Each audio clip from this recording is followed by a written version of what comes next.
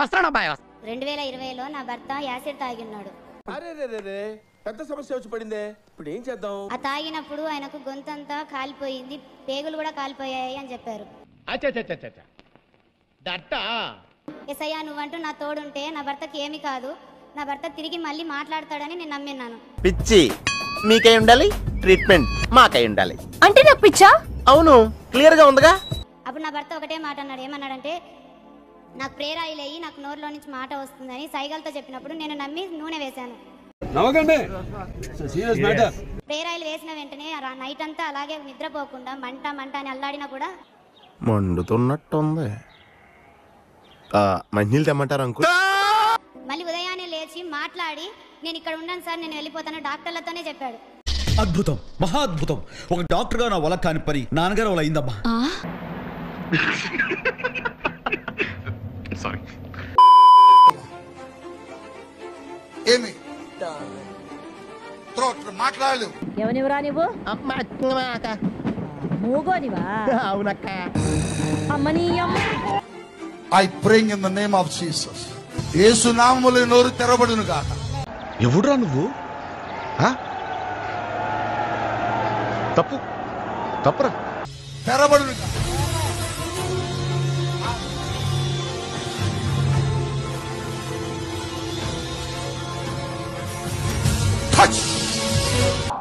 అమ్మా పడవ స్వరపేటిక యేసు నామములో ఓపెన్ అవును. ఎవరురా నువ్వు? ఇంత టాలెంటెడ్ ఉన్నా? గట్టి చెప్పు, గట్టి చెప్పు కొట్టండి. మరీ ఇంత దారుణం ఏంట్రా? ఆయిల్ వేస్తే మగవాడికి మాటలు రావడం ఏంటి? రే చాలా పాపం రా. నిజం మాస్టర్, రే చెప్తున్నా. గట్టిగా చెప్పండి, కొట్టండి. అయినా అక్కడ చూసే వాళ్ళు అడగాలి కదా, బహుశా వాళ్ళు. ఇక వెళ్ళండి.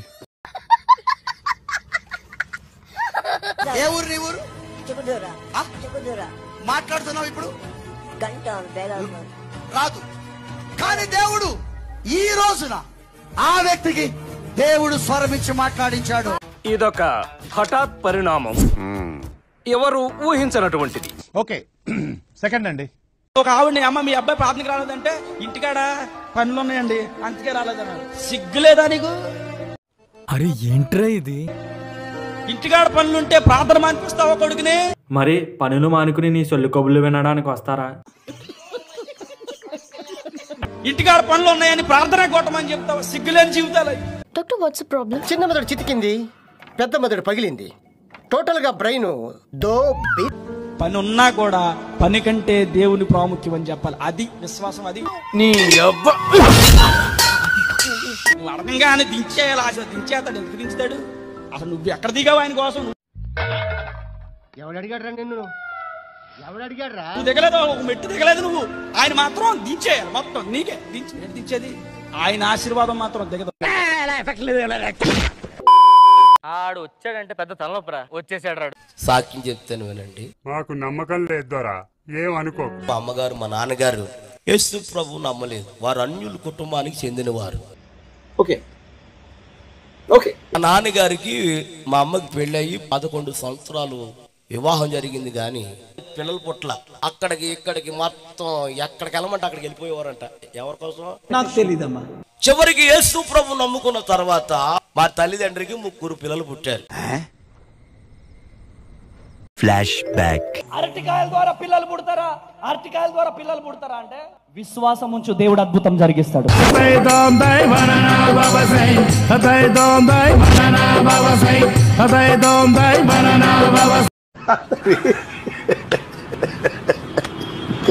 ఎవరో చెప్పారంట, పలానా ఆయన అండి మెడ్రాస్ నుంచి వచ్చేసాడు, ఆయన మన దాంట్లో ఉంటే సినిమా హిట్ అయిపోతా అన్నాడంట. మా ఇంటికి వచ్చారు. వచ్చి, అమ్మ మీ అబ్బాయిని షూటింగ్లో పెట్టుకోవాలనుకుంటున్నా, మీ అబ్బాయిని పంపిస్తావా అన్నారు. మా అబ్బాయి బడికి వెళ్ళాడండి, ఇంటికి భోజనానికి వస్తాడు, అప్పుడు దాకా ఉంటే ఉండండి అన్నదంట. ఈలాగా నేను భోజనానికి వచ్చాను. భోజనం పెట్టింది అమ్మ. బాబు షూటింగ్ వచ్చింది, వెళ్తావా అన్నారు. వెళ్తానమ్మా అన్నాను. కారు ఎక్కించుకున్నారు. ఏం చేశారు? నేర్పాలి, షూటింగ్లో డైలాగులు, యాక్షన్ నేర్పాలి.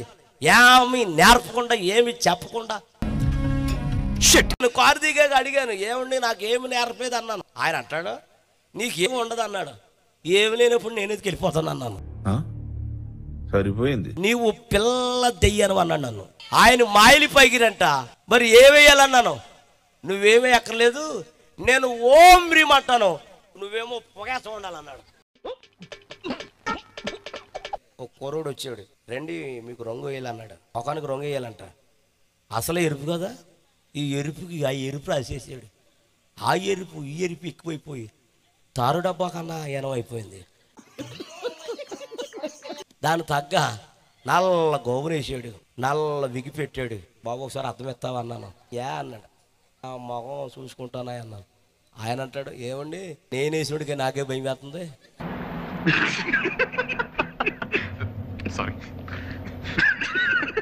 చిన్న రిక్వెస్ట్ అన్నాను. ఏంటన్నా? బయటికి వెళ్ళాలన్నాను. ఇటు వెళ్ళమన్నాడు. ఎల్లగే డ్రెస్తో బయటికి వెళ్తామంటే బయట 2 కుక్కలు రెడీగా ఉన్నాయి అక్కడ. ఖతం. ఇక మధ్యలోనే వచ్చేసాను. ఆయన అక్కడే ఉన్నాడు. ఏంటి ఇలా వెళ్ళి వచ్చి పని అయిపోయింది బాబు అన్నాను. మీ కష్టం పగవాడికి కూడా రాకూడదు గురుగారు. మరేరా నేనే భయంకరంగా ఉంటే నాకంటే భయంకరంగా ఉన్నాడు మాయలి పైకిరి. ఏమిడిని భయం వేస్తుంది అన్నాను. ఏమవుతున్నాను ఏసే అంటున్నాడు. మొదలెట్టాడు ఓం రీమ్ అంటున్నాడు. ఏమేయాలి? పొగేసేస్తున్నాడు.